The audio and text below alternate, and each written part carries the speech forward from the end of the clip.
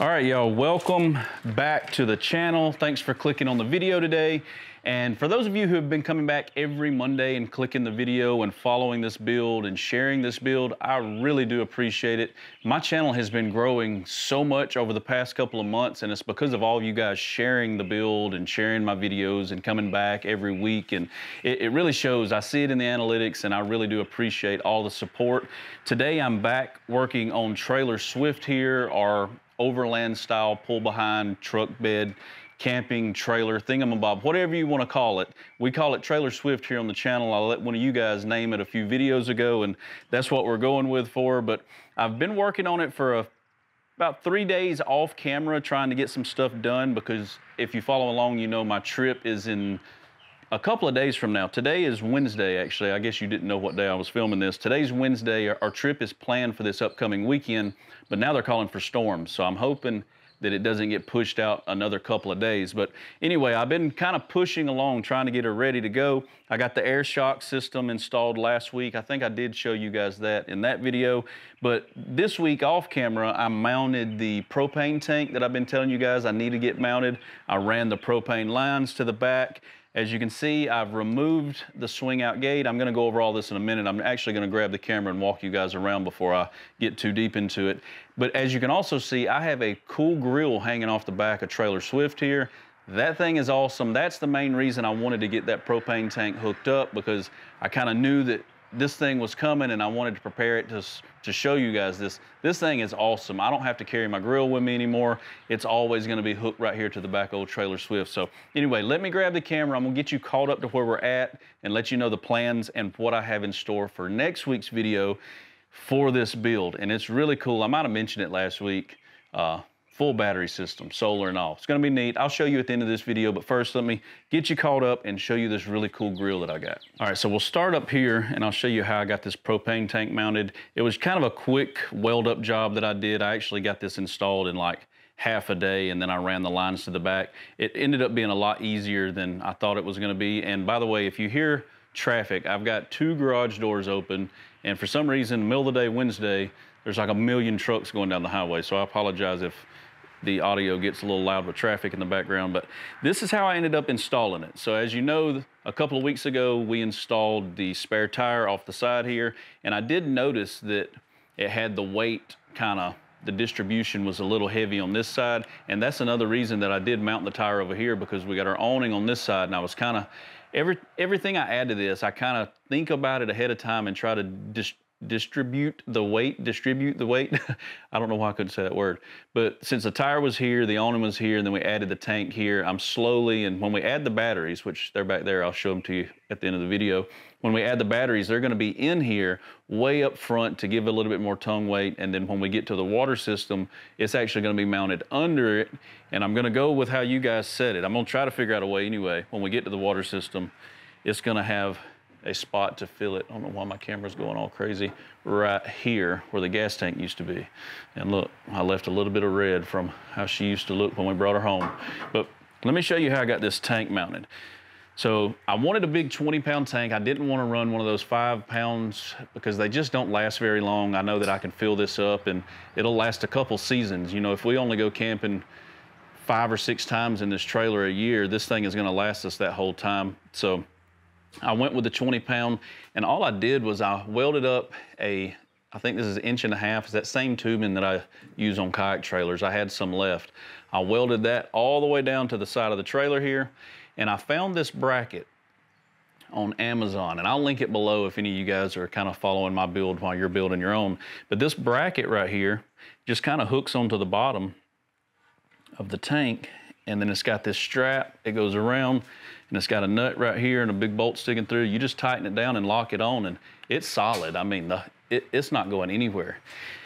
And then I found this hose that runs from here. I got it tightened in, I've got the gas off, and when we use it, you know, I'll walk around here and turn the gas on, then I got some other valves in the back I'll show you, but I've got this line, I think it was 20 foot long, and it runs from here under the trailer all the way back to here. And I've got a lot of stuff coming out on this side, which is fine. Like this is where I put my air intake so that if I want to air up the shocks a little higher. Right now I think I got like 90 PSI, but if I wanted to, if I put more weight in here and it starts to squat, I can add some air here. And I went ahead and ran the propane line out here, and I got it running just under the truck. It wraps here. It's not really solid in there because I didn't want it to be locked on stiff. So I left it kind of loose. So when I screw on my hose, the connector, the splitter hose for the grill, I'll show you in a minute. Once I screw that on, it has its own knobs. So even if the gas is running to here, I'll still be able to turn it on and off right here for each of the burners on this grill that I'm gonna show you. I guess before I get into the grill, I wanna let you guys know why I decided to get rid of that rear swing out gate. It was really cool looking. It had a couple of cool functions. It had MOLLE panels so we could stick stuff to it. You know, I had the Rotopack mounted to it. And then it had that fold down table in the back. But it also had some cons that kind of heavily weighed out those 2 or 3 pros that it had. One of them was when I ordered this swing out Hitchfire grill that we're gonna go over in just a minute, I thought that the gate would be able to clear it. And you know, this grill is gonna swing out over here, and I could have fabbed it up. The grill was kind of hitting, or the gate was hitting the grill and it wouldn't really swing open right. And I could have fabbed it up and made it work, but there was just too many other cons with that swing out gate. It was really heavy, guys. It was like, I bet you that thing weighed over 100 pounds.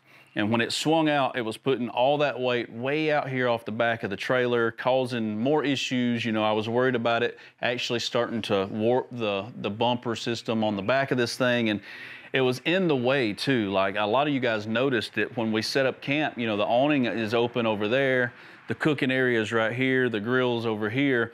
Well, that gate was right here. So in order for me to get from the tailgate where we're cooking food over to the camping area, you had to walk back out from under the awning and go around it. So I took all that into consideration and decided to just take it off. So I unbolted it and took it off the backside. That is why the gate is gone. I knew a lot of you guys were gonna hit me up asking why I removed the gate. You liked it. I think it looks really good without it, especially with that camo wrap that we did on the back tailgate back here. It turned out really good. So now let's get into the star of the show today. This is the Hitchfire F-20 tailgate grill. And this thing is designed to slide right into a 2-inch receiver on your truck, your SUV, your van. If you've got a 2-inch receiver on the back of your vehicle, this thing should slide right in and you can carry a grill with you anywhere you go. It takes 1-pound propane bottle tanks, or like you can see in a minute, I bought an adapter hose so that I could run it to a 20-pound tank. So, but if I didn't want to do that, I could just pop on 2 of those little green tanks that you can pick up at like Walmart or Academy or somewhere like that, screw them on, and then you don't have to hook up any lines or anything. You got your gas right here on the grill. This grill is super nice. It is huge on the inside. So it comes with 2 burners, a burner for each side that you can run independently. You don't have to, these don't operate as one big burner. Once you set it up, you've got 2 cooking areas in here.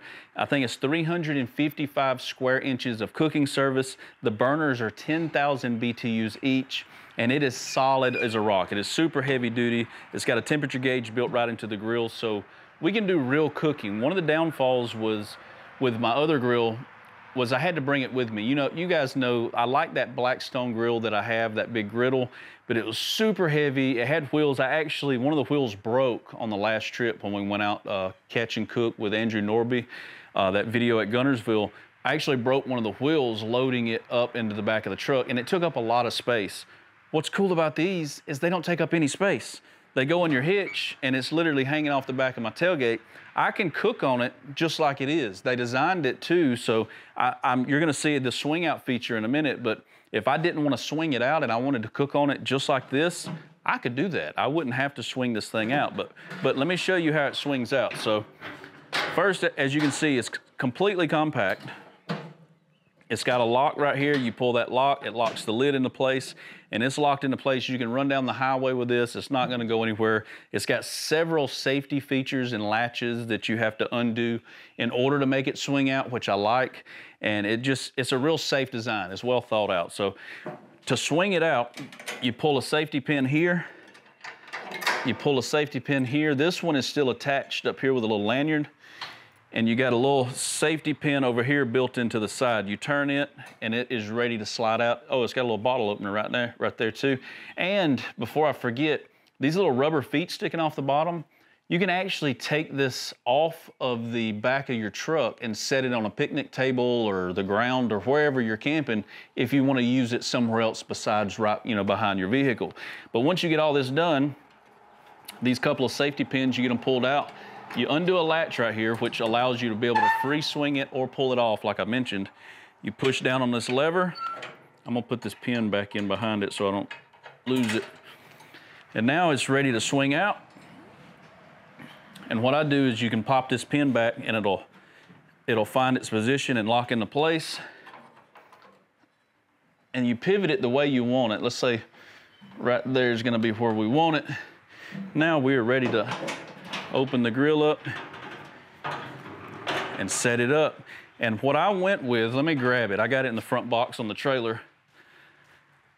I went with their splitter hose so that I could attach it to a single tank. So I showed you earlier, the front, we've got that 20-pound tank up front, and you can pick up one of their splitter hoses. So this would, if you didn't have the long line like I have run all the way to the back here, this end would simply screw onto your propane tank, and these go to each of your sides where you would normally screw in your green 1-pound propane bottles that you would pick up, Walmart or whatever.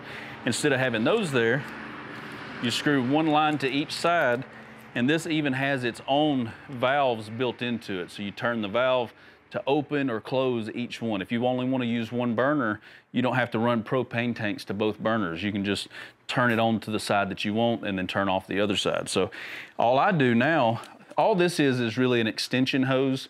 There's no regulator built in. So you can't, since these already have their own regulators built onto the grill, you can't double regulate. So just make sure when you get this, if you're running the setup like I do, there are some hoses online that are splitters like this that have built-in regulators, and that's not what you want. All you want is the actual hose. You don't want nothing else impeding the flow of this fuel or this gas.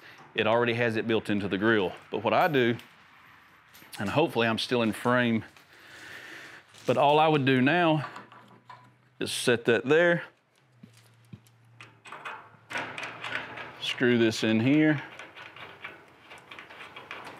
This is gonna be so nice. I can't wait to take this out. I had to go turn my gas on, but now everything is on. I've got the gas in line here, and now we should be able to fire these burners up one at a time. So it's got these push-in knobs, and you turn it until it clicks. And it's lit. You can fire them up individually like I mentioned. Now we got 2 double burners right here that I can cook right off the back of the truck. Then if we want to set up camp, that tailgate still sticks on me.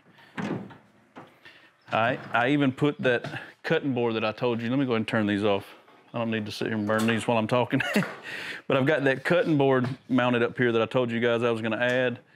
We got our pull-out drawer system.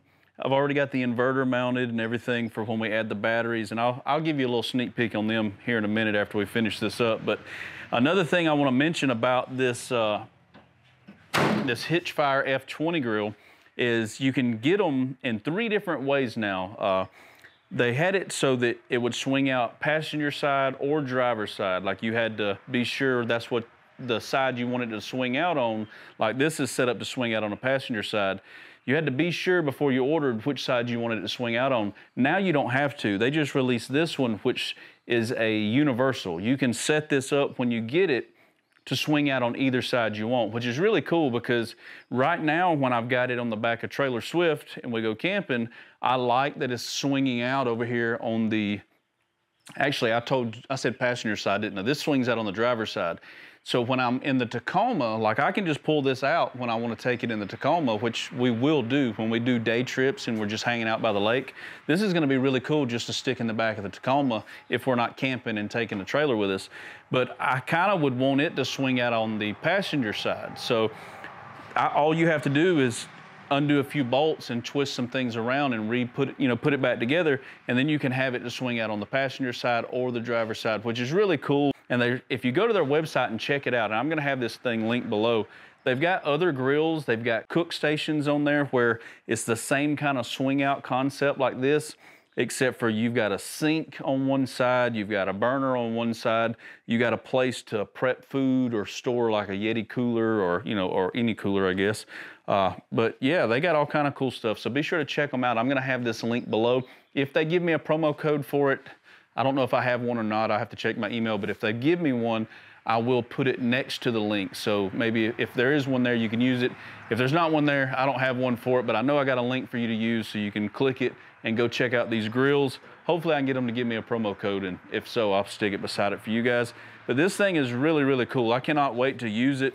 And I got a feeling you guys are gonna see a lot more of this coming up, especially this first trip where we go out. We're really gonna be testing this thing out. Like I mentioned, I think that last camping video I did with you guys, one of my favorite things to do while we're camping is eat. I eat way more calories when I'm camping than I do at home. And I don't know why. The food's just better in the woods or by the lake somewhere. So you're gonna see us use the heck out of this thing. Be sure to, if you do like this or you are interested, use that link. I'll have it in the video description below and check them out. You're gonna see me using this a lot, kind of putting it through its paces and testing it from truck to trailer swift here. So y'all stay tuned for that. Now I do wanna show you a sneak peek. I told you I'd show you the batteries I'm putting in. Although this isn't the video for this video's coming up. I just want to show you guys what kind of power I've got going in to old trailer swift here. These are two Power Urus.